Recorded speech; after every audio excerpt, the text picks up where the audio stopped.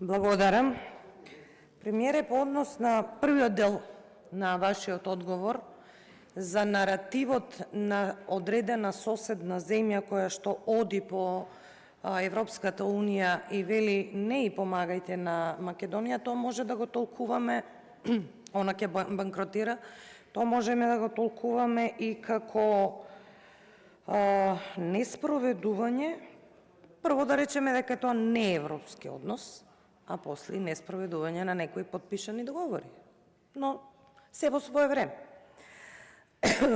А тоа е уште поболно и попоразително кога од внатре се кодоши државата. Мене тоа не ми е чудно, затоа што во ова собрание сум присуствувала на икс такви настани, кога Македонија, например, сакала да земе кредит, па ги кодошела во меѓународните финансиски институции за да им се качи каматата, например, еве, тој пример. Секогаш кога се на власт тоа се прави, но граѓаните гледаат и треба да ценат и да судат кога ќе даваат својот глас и го даваат гласот на оние на кои што имаат патриотизам и оние кои што знаат да работат. Зголемување на 47 милиарди денари е сериозен подвиг.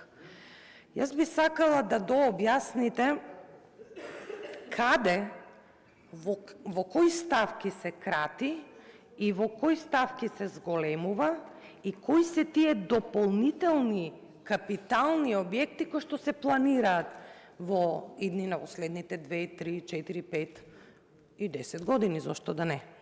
Би сакала да дополнително пратеничко прашање да ги дообјасните ставките и кои капитални проекти се планираат. Благодарам.